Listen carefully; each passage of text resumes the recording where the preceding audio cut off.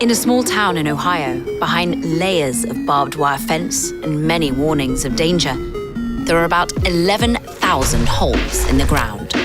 And these giant things, which are churning out an exciting new type of nuclear fuel called HALEU. 3 tablespoons of HALEU is enough to supply a typical person's entire use of electricity for their entire lifetime. The private company behind this new fuel production wants to fill all those 11,000 holes with centrifuges. Right now, they've built 16. It's the kind of ambitious goal that only makes sense if an industry that's been on life support suddenly has a nuclear renaissance. Nuclear renaissance. Nuclear renaissance. Big tech is bringing nuclear power back in a big way. President Trump has laid out a target of quadrupling the U.S.'s nuclear capacity. We're talking hundreds of billions of dollars. We will build a reactor a year again. We will build them across the country. This is no longer about just electricity. It's about India's future. China is outpacing the United States by at least a decade. And this new fuel may be crucial to power a new wave of smaller reactors that can be deployed in more places to help power the future of technology. Amazon and Google, meanwhile, are investing in small modular reactors. I think in the next 6-7 years, I think you're going to see a whole bunch of small nuclear reactors. But supplying this fuel gets tricky. Nuclear reactors run on uranium, and it's not just uranium you dig out of the ground. They have this very complicated process where they have to enrich the uranium into nuclear fuel. And the need for nuclear fuel is growing. By some estimates, the global uranium demand is expected to more than double by 2040. Far and away, the biggest company involved in the nuclear fuel ecosystem is Russia's Rosatom. They control almost 50% of the capacity to enrich uranium. But due to sanctions against Russia over its war in Ukraine, the world's uranium market is transforming. And since the nuclear ecosystem is interconnected, Western countries are being forced to rewrite their entire nuclear supply chains, from mining, conversion, enrichment, and fabrication to building all those small reactors. Success at each link could mean more than new fuel. It could grow new industries and the potential to rake in lots and lots of money. And failure wouldn't just mean these holes in the ground stay empty. It could cause a crack in nuclear confidence that could take generations to seal.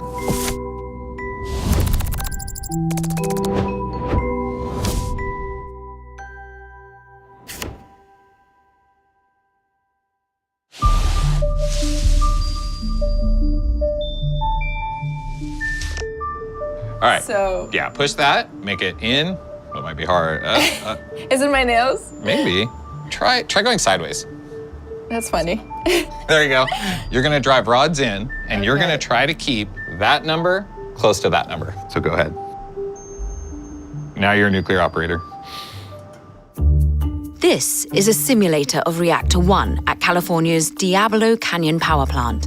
And the trainee working the joystick is a Brazilian fashion model turned nuclear influencer named Isabel Bemeke. Or for those deeply into the nuclear energy space on TikTok, she's known as Isodope. This is a plant. No, not this one. This one. A small modular reactor. What is my purpose? I started making short 1-minute-long videos that were very abstract, and I also try to make it very fun.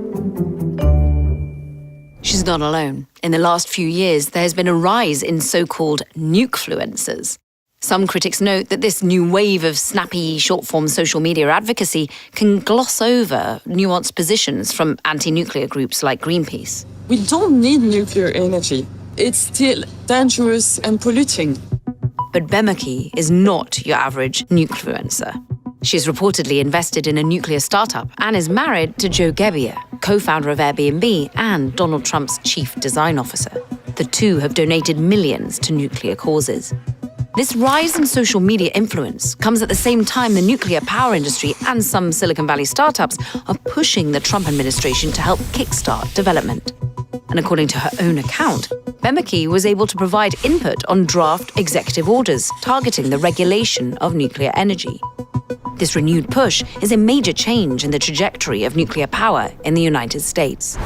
San Onofre nuclear plant is shutting down for good. Crystal River nuclear power plant now set to close for good. Closed for good. Shut down for good? For good. For good. I've been writing about nuclear energy since 2019. And when I started, pretty much the only story, especially in the US, was which one is going to close down next. From permits to labor to concrete, building and operating a nuclear plant can cost a fortune long before it produces a single watt. And the road to operation can be unpredictable. The two newest reactors built in the US at Southern Company's Vogtle plant in Georgia came online 7 years behind schedule and more than $16 billion over budget. At the same time, solar energy has gotten much cheaper to produce and a lot more reliable to build and operate. But then all these unmarked, windowless buildings started popping up everywhere. The big tech companies started saying, we need to build out these huge data centers for artificial intelligence. And the thing about AI is those data centers need a lot of electricity. And so they started looking at nuclear power. Meanwhile, the operating license for California's last nuclear power plant was about to expire. So at the same time, Diablo Canyon in California was also on the chopping block. This time, it was a confluence of economic concerns and activism pushing against the proposed closure. We had a giant blimp rolling through the streets. We're on a mission to stop all emissions! To the surprise of literally everybody. The plant is open at least until 2030. That's not all. Other decommissioned plants are getting a new lifeline, like 3 Mile Island. Now, Constellation Energy is actively working to reopen one of its reactors under a new name, the Crane Clean Energy Center. Changing the name, really. You cannot erase history. You cannot rebrand a nuclear disaster. But still, global investment in nuclear energy since 2020 is estimated to be around $300 billion, with ambitious plans in Europe, North America, and Asia to revive or kickstart their nuclear energy sectors. Every step of the supply chain, from mining to enrichment to building reactors, is highly regulated and controlled, because a single misstep could be catastrophic and erode the public trust nuclear has worked decades to regain. It's a real shift from when I came of age and everyone was worried about nuclear war, because the process of enriching uranium for nuclear fuel, same technology that they use for enriching uranium to make nuclear weapons. It also means that turning a lump of rock like this into enough electricity to power all of this is complicated. Let's break it down. Uranium ore contains 3 unique isotopes. U-234 accounts for less than 0.01%. So let's just forget about that one. Poof. U-238, on the other hand, makes up most of it, 99.3%. But the key to nuclear energy lies within this one, lucky number U-235, meaning only about 0.7% is the fissile type of uranium. For now, this thing is basically a gamma-emitting rock. So let's turn it into fuel. You need to first convert the ore into yellow cake, distinguished by its color and fluffy composition similar to cake. That stuff is then sent to a conversion facility where it's converted into this gas, uranium hexafluoride. To make the fuel, you take the gas for a spin in a centrifuge. Inside the whirlwind, the lighter U-235 atoms slowly separate from the heavier U-238 ones. So they go through the centrifuges until the U-235 is at about a 5% concentration. If you keep things cooking for longer, you'll reach weapons grade, which is 90% or more. And that's really tightly regulated. So let's take it out before then. That uranium hexafluoride gas is sent to another facility where it can be turned into metallic form. And then pressed into pellets, each about the size of a gummy bear. Then stacked into rods and loaded into nuclear reactor cores. This is where we finally get energy through the form of nuclear fission. U-235 isotopes split, which makes heat, which boils water, which shoots through a turbine, which makes energy. It's like activating a secret Rube Goldberg machine every time you turn on the AC. Oh, there's also the matter of radioactive nuclear waste, which we'll put off to deal with later, just like the real thing. For companies chasing the next big uranium boom, every link in this chain looks like an opportunity, starting from the ground up. Now this sound going off is telling us we're seeing lots of counts per second here, very high counts per second at 65,000 plus. Now that is some high scale, high grade uranium mineralization. Rook 1 is an underground uranium mining project from NextGen, targeting the Arrow deposit in Saskatchewan's Athabasca Basin. The Arrow deposit is the world's largest, highest grade uranium mining project, and we'll be producing approximately 20 to 25% of the world's mine supply. It hasn't begun production yet, but if you want to check out the site, Lee Courier, the founder and CEO of NextGen, is happy to give you directions. It's 700 kilometres north-northwest of Saskatoon, 155 kilometres north of the nearest municipal and reservation of La Loche and the Clearwater River Dene Nation. But even if you're lucky enough to find an underground treasure trove of uranium ore, you can't just grab a shovel and start digging it up. First, you need to raise a lot of capital. Rook 1, for example, costs around $1.5 billion. And then there's the paperwork, like licenses and permits and sign-offs from surrounding indigenous communities, which make up around 13% of Athabasca County. You're looking basically from discovery of Arrow to likely first pound of production, 20 plus years. But even before entering the construction phase, NextGen is already negotiating deals with utilities in the US, Europe, Asia, and the Middle East. Pulling uranium from the Earth is no small feat or small expense. But the real challenge begins when you try to separate those pesky U-235 isotopes. Uranium enrichment is also one of the most tightly controlled, capital-intensive processes on Earth. It's chemistry, physics, and geopolitics all in one spin cycle. This should look familiar. We assemble the centrifuges behind us, then we take them down this transfer corridor. And you got these massive doors? Yes, we call them King Kong doors. The speed demon behind the wheel is Matt Snyder, a former mechanic in the nuclear navy and a 15-year veteran at Centrus, the only US company licensed to make HALEU, a concentrated type of nuclear fuel. They've got this enormous facility with 16 centrifuges running and then holes in the ground where they're going to have the rest.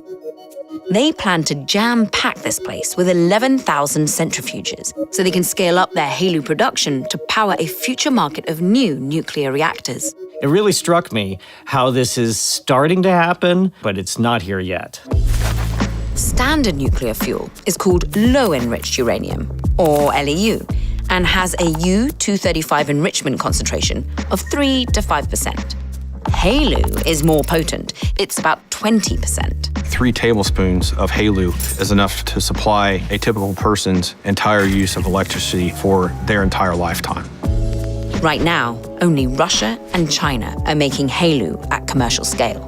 So if we were to expand our operations with those 11,000 machines, that's enough to meet the demand left by the Russian sanctions. The US Department of Energy awarded Centrus, along with 2 other fuel makers, $900 million. But the centrifuge forest won't grow overnight. With appropriate funding, we expect our full capacity plant to be built within the next 6 to 7 years. How long does it take to enrich the uranium? No, I can't go into that. Because centrifuges can also make weapons-grade fuel, many topics around the technology are classified. I can't really comment. I can't answer that. I can't talk about that. Can't really comment. So let me try to get into this next part without revealing any national security secrets. Betting on HALEU also means betting on the next generation reactors that plan to use it, like many SMRs, small modular reactors, that can be built in factories, shipped, and assembled on site. If you are looking at some of the more ambitious SMR ideas, like placing small reactors in the wilds of northern Canada to supply power for remote towns, you want to use HALEU, as the thinking goes, so that the number of refueling trips out can be reduced, and that therefore would drive down the cost of operation. We'll get into the economics of SMRs a bit later, though. Hang tight. It's a chicken and an egg problem. They can't have the fuel unless there's demand. But there's no demand until they have reactors. But they don't want to build the reactors unless they know that there's going to be fuel. You can see where I'm going here. The chicken and egg problem is being solved at a small scale right now. Urenco has committed to invest in new HALEU production. Orano in France has as well. The next stage is whether there are enough companies that can go beyond a first-of-a-kind SMR model and actually begin serial production. One company outside of Seattle is looking to become that first SMR chicken, or SMR egg, or whichever one comes next. TerraPower is a nuclear technology company founded by Bill Gates in 2008. Their first SMR, called Natrium, is currently under construction in Kemerera, Wyoming. If all goes to plan, it could be the first SMR to go online in the US. If you looked at the 90-plus reactors that are operating in the US today, or the 400 around the world, they were born and designed in slide rule space, in the space of paper drawings. But our reactors started their development in an advanced computing environment. The CEO of TerraPower, Chris Levesque, has spent 30 years in the nuclear industry, beginning his career as an officer in the nuclear navy. Sorry, with the background noise, I'm having a little hard time hearing you, yeah. Oh, sorry, was just giving you a quick introduction. Part of the reason I have trouble hearing is I've spent too much time in engine rooms, in submarines. But, Bill knew he wanted to work on the next form of fission, which for us is our Natrium reactor. Natrium outputs around a third of the electricity of a standard nuclear reactor, or more when it taps into its molten salt storage tank, otherwise known as Energy Island, which sort of acts like a thermal battery. Each generation of reactor is built on the lessons of the past. Reactors from the 1950s and 1960s are often called Gen 1 reactors. Many were small, unreliable, and had a number of design flaws, like inadequate or non-existing containment structures, inefficient fuel management, and a heavy dependence on manual control. Next came Gen 2 reactors, built between the 1970s and the 1990s. They were more efficient and built for commercial scale and global deployment. Gen 2 featured safety upgrades like automated emergency shutdown mechanisms, but equipment failure and human error led to accidents at 3 Mile Island in Pennsylvania and Chernobyl in the USSR. Reactors from the 1990s and beyond are called Gen 3 and feature simplified designs, better fuel efficiency, and improved safety systems. The next generation of nuclear power plants, there's going to be Gen 3 Plus. And what that is pretty much a smaller version of what we've got now. After Gen 3 Plus is going to come Gen 4. Those are different. There's a lot of different designs people are working with. There's different cooling materials. They use different fuels like HALEU. But Gen 3 Plus and Gen 4, they're all generally what we call SMRs. That's a small modular reactor. Some experts estimate that SMRs will be less expensive per kilowatt than their predecessors, while others argue that first-of-a-kind risks, high maintenance requirements, and regulatory hurdles will ultimately make them more costly. Large nuclear reactors have been optimized over decades to bring down the cost of generating electricity. And because SMRs are smaller, the amount of energy that they will be able to generate inside of their machines will be smaller on a per kilowatt hour basis, meaning the economics will be challenging. Obviously, SMRs imply there's going to be more nuclear reactors at more sites, which means more regulation, more people to operate them. Those are all things that raise the cost of SMRs potentially. Another hurdle with SMRs is there are a lot of different design ideas, but they won't all survive nuclear selection. The amount of SMR designs has grown to about 127 today from just about 80 a few years ago. Natrium was initially slated to go online in 2028. However, the company was delayed 2 years due to a lack of HALEU, but they found a solution. That new source for the first core load is going to be a company called ASP in South Africa. It's a US NASDAQ listed company, but the enrichment operations will occur in South Africa. So far, TerraPower says it has received $2 billion from the US DOE and raised another $1.4 billion in private capital. I grew up in New Hampshire, where Seabrook Nuclear Station was being built when I was growing up. And, my parents, who lived paycheck to paycheck, on their electric bill, they had something called the Seabrook surcharge. So the ratepayers were literally paying for the capex of that first nuclear plant. That's not going to work in the US today.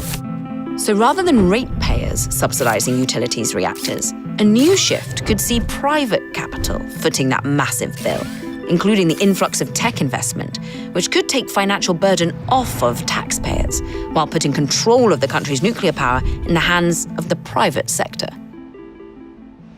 In addition to Wyoming, TerraPower says it's also signed preliminary agreements with utilities in Utah, Kansas, and the UK, and many other SMRs in both the US and Europe are in promising stages of development. Still, there's a hidden cost that comes with hundreds of small reactors being deployed around the world.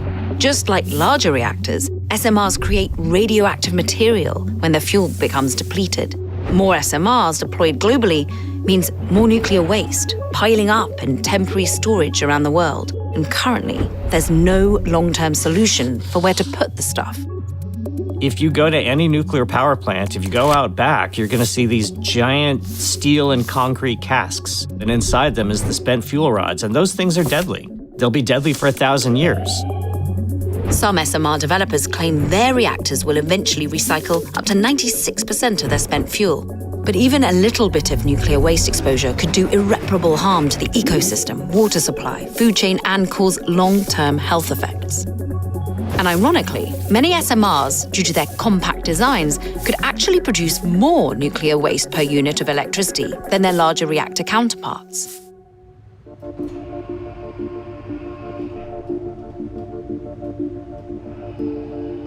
In Europe and the US, they have got to relearn some of the skills that have been atrophying over the past decades, but there's no reason that they cannot overcome the challenge. Whether nuclear power is going to increase from 20% of generation in the US to 30% or 40% of generation in the future is largely a function of other technologies. It's a function of whether gas frackers are going to be willing to forego market share of their product. It's going to be a function of whether we find new ways of making cheap batteries to store wind or solar power. It's going to take a few years, but by the early 2030s, I'm pretty confident we're going to have more nuclear power plants and more different nuclear technologies in operation. There's real momentum behind nuclear right now. Money, attention, ambition, social media influence. But this is an industry that moves famously slow, with enormous bills that pile fast. And if the newly forming uranium supply chain begins to topple, the whole nuclear renaissance could collapse. So for all its promise, the path to true energy independence remains anything but certain.